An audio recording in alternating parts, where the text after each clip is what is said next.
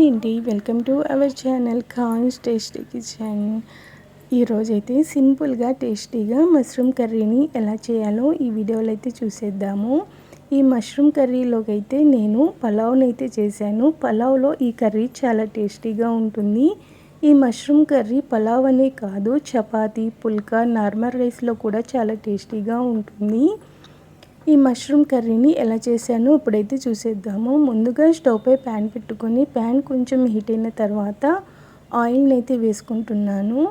Oil కొంచెం heat అయిన తర్వాత లవంగ చెక్కనైతే వేసుకొని ఈ లవంగ చెక్క కొంచెం ఫ్రై అయిన తర్వాత ఉల్లిపాయలను అయితే ఇలా చిన్న చిన్న ముక్కలుగా కట్ చేసుకొని వేసుకుంటున్నాను. ఈ ఉల్లిపాయ ముక్కలను మరీ ఎర్రగా ఫ్రై చేయాల్సిన అవసరం ఉండదు, కొంచెం మగ్గితే సరిపోతుంది. ఈ కర్రీలోకి అయితే ఫ్రెష్గా నూరుకున్న అల్లం వెల్లుల్లి పేస్ట్ని అయితే వేసుకుంటున్నాను.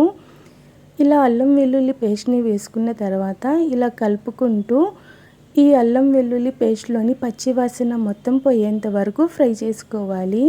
ఇలా ఆయిల్ సపరేట్ అయిందంటే అల్లం వెల్లుల్లి పేస్ట్ ఫ్రై అయిపోయిందని అర్థము. ఇప్పుడు దీంట్లోకి అయితే 4-5 పచ్చిమిర్చిని అయితే ఇలా కట్ చేసుకొని వేసుకోవాలి. ఇలా పచ్చిమిర్చిని వేసుకున్న తర్వాత ఒక 2 నిమిషాలు ఈ పచ్చిమిర్చిని ఫ్రై చేసుకోవాలి. ఈలోపు అయితే 2 టమాటాలను అయితే ఇలా కట్ చేసుకొని అయితే ఈ కర్రీలోకి అయితే వేసేసుకుంటున్నాను. ఇప్పుడు కొంచెం పసుపు, ఈ టమాటాలు మగ్గడానికి కొంచెం సాల్ట్ని అయితే వేస్తున్నాను. ఇలా పసుపు సాల్ట్ని వేసుకున్న తర్వాత ఒకసారి అయితే కలిపేసుకుంటున్నాను. ఇలా కలుపుకున్న తర్వాత ఫ్లేమ్ని అయితే మీడియంలో ఉంచుకొని 5 నిమిషాల వరకు మూతని పెట్టుకొని ఈ టమాటా ముక్కల్ని అయితే మగ్గించుకుందాము. ఇలా 5 నిమిషాల తర్వాత మూతనైతే తీసేసుకుని ఒకసారి అయితే కర్రీని అయితే కలుపుకుందాము. టమాటా ముక్కలు అనేవి ఇంకొంచెం మగ్గాలి, అందుకని ఫ్లేమ్ని మీడియంలోనే ఉంచుకొని మూతని పెట్టుకొని ఒక 2 నిమిషాల వరకు ఈ టమాటా ముక్కల్ని మగ్గించుకుందాము. ఈలోపు అయితే స్టవ్ పై ప్యాన్ పెట్టుకొని ప్యాన్ కొంచెం హీట్ అయిన తర్వాత దీంట్లోకి అయితే కొంచెం ఆయిల్ని వేసుకొని మష్రూమ్స్ని అయితే వేసుకుంటున్నాను. మష్రూమ్స్ని కర్రీలో డైరెక్ట్గా వేసుకుంటే అంత టేస్టీగా ఉండదు. ఇలా ఆయిల్లో కొంచెం ఫ్రై చేసుకుని వేసుకుంటే కర్రీ అనేది చాలా టేస్టీగా ఉంటుంది. ఈ మష్రూమ్స్ని ఎలా క్లీన్ చేశాను అన్నది షార్ట్లో అయితే పెడతాను.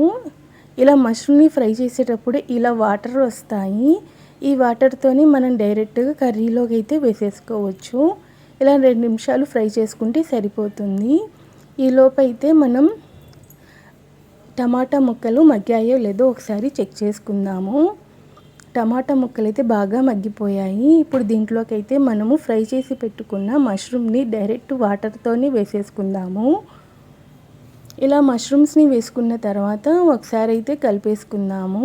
ఇప్పుడైతే కూరలోకి సరిపడినంత సాల్ట్ని అయితే వేసేసుకుంటున్నాను. ఇలా సాల్ట్ని వేసుకున్న తర్వాత కారాన్ని అయితే వేసుకుంటున్నాను. ఈ కర్రీ కొంచెం స్పైసీగా ఉంటేనే కర్రీ చాలా టేస్టీగా ఉంటుంది. ఇలా సాల్ట్ కారాన్ని వేసుకున్న తర్వాత ఒకసారి అయితే కలిపేసుకుంటున్నాను. ఇప్పుడైతే ఇలా కలుపుకున్న తర్వాత దీంట్లోకి అయితే కొంచెం వాటర్ని అయితే వేస్తున్నాను.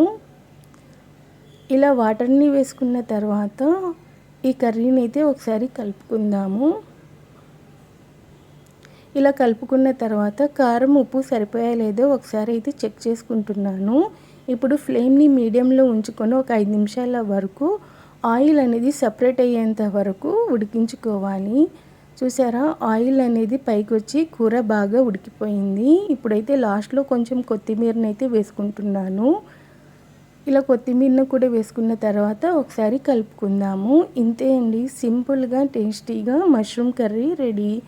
ఈ కర్రీ చపాతీ, పుల్కా, నార్మల్ రైస్, పలావ్లో చాలా టేస్టీగా ఉంటుంది. ఈ వీడియో కనుక మీకు నచ్చితే లైక్ చేయండి, షేర్ చేయండి, సబ్స్క్రైబ్ చేసుకోండి. Thanks for watching.